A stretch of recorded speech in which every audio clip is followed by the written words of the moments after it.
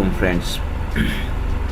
CS610 computer network की assignments 2 के idea solution और कंसेप्ट के साथ हाजिर हैं। स्टूडेंट्स में दो क्वेश्चंस हैं, एक में आप रिच नेटवर्क दिया हुआ है, सही है, और जो है वहाँ पे दो सेगमेंट हैं या दो पोर्ट्स हैं नेटवर्क की। तो सेगमेंट 1 में ABC 3 कंप्यूटर्स हैं और सेगमेंट 2 में P और Q के 3 कंप्यूटर्स हैं। तो हमें जो है इनका एड्रेस टेबल ये जो है इसको पूरा करना है जब जैसे जैसे कोई भी कंप्यूटर इन सेगमेंट का कोई ऑपरेशन करेगा। तो ये हमारा पहला क्वेश्चन है। और दूसरे क्वेश्चन में इसमें क्या होगा, कंप्यूटर नेटवर्क के सब्जेक्ट्स के उसने एक सिनेरियो दिया कि अगर आप एक नेटवर्क एडमिनिस्ट्रेटर हैं एक ऑर्गेनाइजेशन के और आपको एक लोकल एरिया नेटवर्क बनाना है, और ये बहुत अहम पॉइंट है विद लो कॉस्ट। सही है, तो वो कहता है कि आपको फॉलोइंग जो भी चॉइसेस हैं उनके लिए चीज़ों के लिए आपने चॉइसेस बतानी है और फिर उसकी रीज़न देनी है। तो चॉइसेस क्या हैं कि आपने thick, thin and twisted pair Ethernet cables होती हैं 3 तरह की, इनके बारे में आपने बताना है कि आप कौन सी वायरिंग स्कीम जो है वो प्रेफर करेंगे। और दूसरा बताना है स्पेसिफिक कनेक्टर जो है 10BASE-T के लिए कौन सा यूज़ करेंगे। इसके बाद स्पेसिफिक कनेक्टर जो है आप थिक ईथरनेट के लिए कौन सा यूज़ करेंगे, स्पेसिफिक कनेक्टर जो है वो थिन ईथरनेट के लिए कौन सा यूज़ करेंगे। तो ये तीनों नेटवर्क्स के लिए जो कनेक्टर यूज़ होते हैं वो उसने पूछे हैं। और we device will be used to avoid the reflectance of signal. तो दोस्तों सबसे पहली बात, आप ये जो होता है क्वेश्चंस होते हैं उनकी एक सेंस होती है। तो यहाँ पे देखिए उसने रीज़न दी है, सही है, उसने ये कहा है कि आप रीज़न भी साथ दें। तो देखिए इसमें तो रीज़न समझ आएगी कि हम क्यों प्रेफर करेंगे कोई नेटवर्क, लेकिन इसमें ये मत सोचिए कि क्योंकि हमें जो कनेक्टर का नाम सिर्फ बताना है 10BASE-T के लिए तो हम बता देंगे कि RJ45 और ये। लेकिन बात ये होती है कि जब ये ऐसी कोई चीज़ होती है, ये क्वेश्चंस होते हैं आपको आगे कम्पिटिटिव एग्ज़ाम या ये भी एक सेंस होती है। देखें हर एग्ज़ाम की क्वेश्चन को समझने की एक सेंस होती है और एक प्रोपोर्शनेट आंसर होता है कि आपसे जो पूछा गया है। अब इसमें अगर रीज़न पूछी है तो आपको उस कनेक्टर से रिलेटेड कोई ऐसी उसकी कंपैटिबिलिटी हो सकती है, यूज़ेबिलिटी हो सकती है, रिलायबिलिटी हो सकती है, अवेलेबिलिटी हो सकती है, सही है। तो कोई ना कोई चीज़ जो रिलेटेड होती है उस चीज़ को यूज़ करने की ज़रूरी नहीं है कि वो कोई बहुत टेक्निकल रीज़न हो। ये भी रीज़न हो सकता है कि जनाब हम इसलिए RJ45 यूज़ करते हैं क्योंकि वाइडली यूज्ड है और ये कॉमनली यूज्ड कनेक्टर्स हैं, सही है ना। तो ये हमने इसके साथ इसकी कोई प्रॉपर्टी या इसकी जिसकी बेस पे हम इसको सेलेक्ट करेंगे उसकी रीज़न्स भी देनी है। तो अब जो है दोनों क्वेश्चन से रिलेटेड थोड़ी सी बैकग्राउंड थ्योरी है।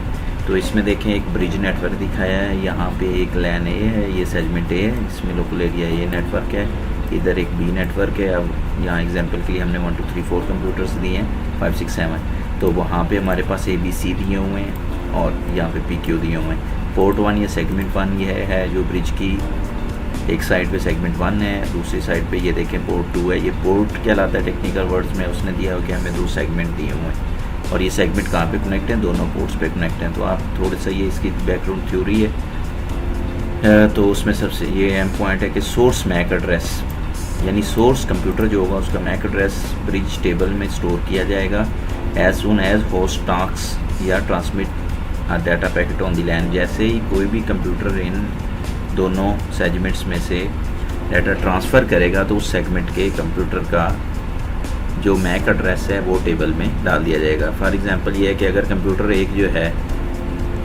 In LAN A sends a message to computer 2, यानी यहाँ से ये इसी लैन में दूसरे में करता है, तो होस्ट कौन सा हो गया, कंप्यूटर 1। तो ये क्या करेगा कि कंप्यूटर 1 का जो है मैक एड्रेस है उसको स्टोर कर लेगा अपने एड्रेस टेबल में। और दूसरा ये क्या स्टोर करेगा कि ये जो दोनों कंप्यूटर हैं, computer 1 is connected two port 1 and also at the same time computer 2 is connected two port 1। तो इसका ये चक्कर होता है कि जब ये डाटा सेंड करता है तो ब्रिज जो है वो पोर्ट 1 के इसी साइड पे सेगमेंट 1 वाली साइड पे रहता है, तो इसीलिए उसको पोर्ट 2 के कंप्यूटर्स चेक नहीं करने पड़ते जब उसे यही पता चल जाता है कि डाटा जो है लोकल ही इसी सेगमेंट का है, सही है। लेकिन होता क्या है कि जो होस्ट 1 था उसका आप एड्रेस सेव करेंगे।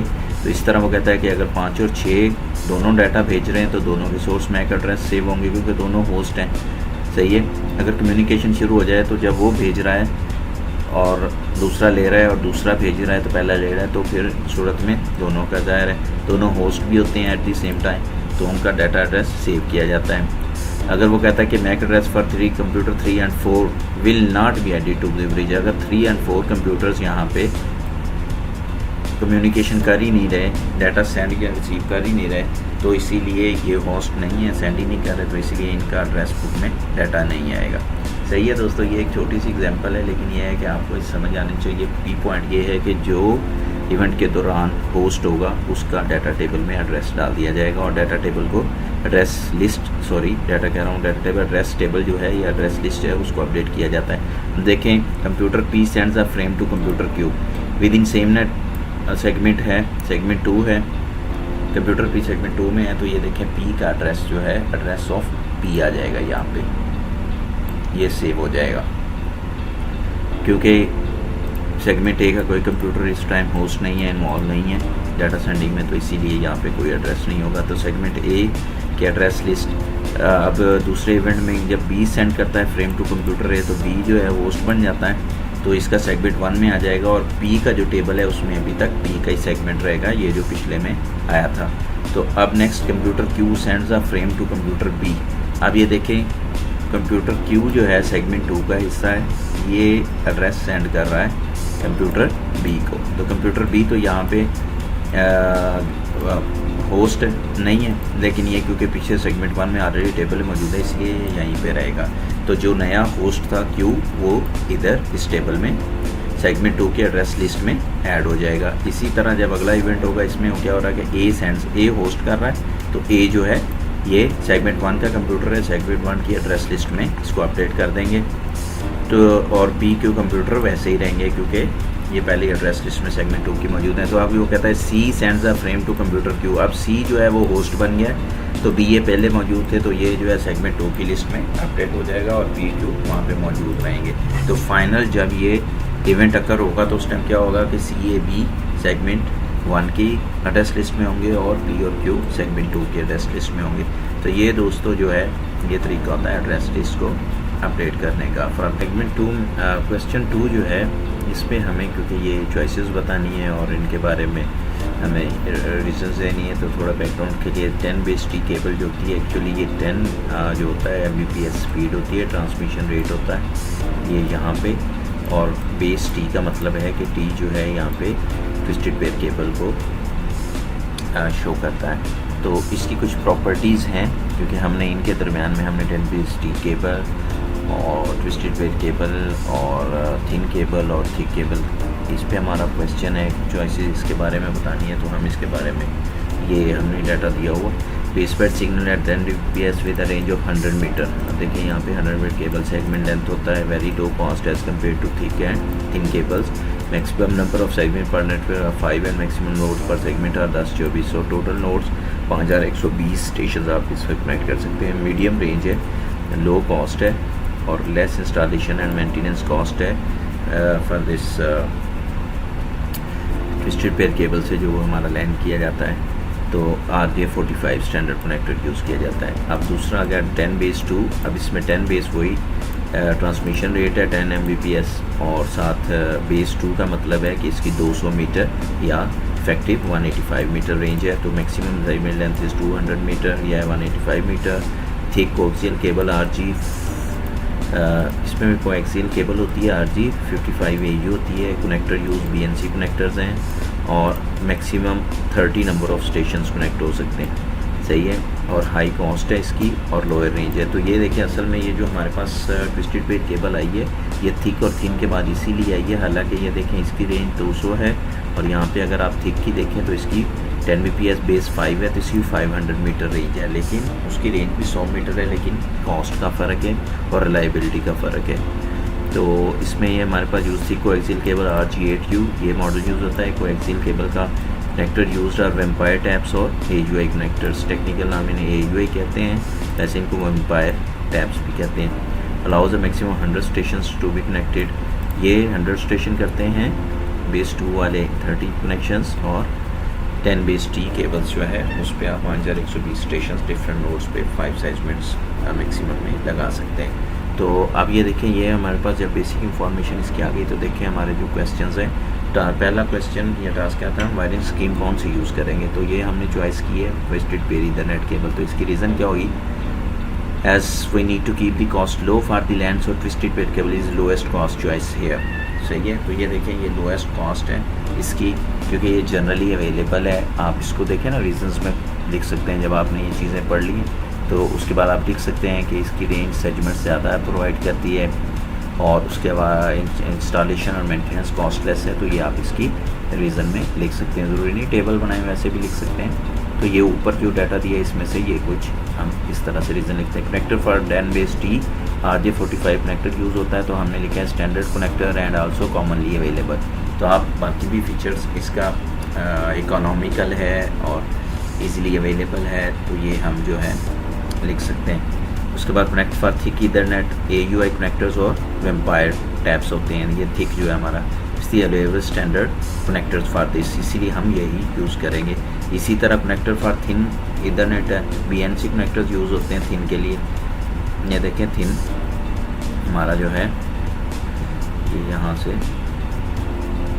वेम्पायर टैब्स और AUI फॉर थिक कनेक्टर्स। ये देखें थिन के लिए हमारे BNC कनेक्टर्स हैं, थिक के लिए हमारे AUI और वेम्पायर टैब्स आ गए। सही है, इट्स अवेलेबल स्टैंडर्ड कनेक्टर और थिन ईथरनेट। सही है। इसके बाद devices to avoid signal reflectance. अच्छा, सिग्नल रिफ्लेक्टेंस क्या होती है, टर्मिनेटर, इको कैंसलर और इको सप्रेसर यूज़ करते हैं। अच्छा, ये होती क्या है, असल में इम्पीडेंस होती है केबल की जो मिसमैच कर जाती है। जब सिग्नल एक डायरेक्शन में ट्रैवल करता है, ट्रांसमिट किया जाता है, तो उसकी वजह से कुछ इको बैक होता है सिग्नल, उसकी इम्पीडेंस जो रेजिस्टेंस होती है इंटरनल, उसमें से जब सिग्नल गुजरता है तो एक करंट पैदा होता है जो कि अपोजिट डायरेक्शन में होता है। सही है, तो उसको कैंसिल करना पड़ता है क्योंकि वो एज आ इको या नॉइज़ कंसीडर होता है। तो हमने ये लिखा है कि device to avoid signal reflectance जो है उसको अवॉइड करने के लिए हम टर्मिनेटर्स या इको कैंसलर या इको सप्रेसर यूज़ करते हैं। तो बुक में टर्मिनेटर्स भी है सिर्फ, तो उसका भी आप अगर लिखेंगे, ये नहीं लिखेंगे तो साथ ही आप लिख सकते हैं this device compensate the impedance mismatch which is main cause of reflection of signal, so these devices improve signal reflectance। तो टर्मिनेटर हम किस लिए यूज़ करेंगे, क्योंकि ये सिग्नल की रिफ्लेक्टेंस इम्प्रूव करते हैं। तो बाकी जो है ये ऊपर वाली एक फिगर है, thick coaxial cable cheaper net installation है, थिक कोएक्सियल इंस्टॉलेशन है और 10/T hub and spoke architecture है। सही है, ये देखिए हमारे पास तीनों मुख्तलिफ, उसमें इसकी 185 मीटर सेगमेंट लेंथ है, 500 मीटर है, ये 100 के लेंथ हो सकती है। लेकिन मसला ये इसमें एडवांटेज ये है कि यहाँ पे आप मुख्तलिफ नोड्स जो कनेक्ट कर सकते हैं उसकी क्वांटिटी बहुत ज़्यादा है। तो ये यहाँ तक असाइनमेंट थी। आप देखें, अगर आप ये जो दिया हुआ है बैकग्राउंड स्टडी मटेरियल, इसको रीड करेंगे तो डेफिनेटली इससे आपको जो है सब्जेक्ट की प्रिपरेशन, एग्ज़ाम और MCQs वगैरह के लिए भी कोई हेल्प मिलती है और आपका नॉलेज बढ़ता है। तो दोस्तों ये थी असाइनमेंट आज की। तो प्लीज़ सब्सक्राइब करके चैनल जो है, आप वीडियो की डिस्क्रिप्शन में जाएंगे तो वहाँ आपको ये डाउनलोड लिंक मिल जाएगा, वहाँ से डाउनलोड करें फाइल, और वो WinRAR फाइल होगी, आप उसको एक्सट्रैक्ट करेंगे तो आपसे पासवर्ड पूछेगा। तो जब पासवर्ड पूछेगा तो आप जो है काइंडली वीडियो में पासवर्ड दिया हुआ है, वीडियो देखेंगे तो आपको पासवर्ड मिल जाएगा। तो आप वो पासवर्ड लगा के फाइल ओपन कर सकते हैं और अपने अल्फाज में इसको लिखिएगा कोई इसको। ओके दोस्तों, thank you, take care, bye, good luck.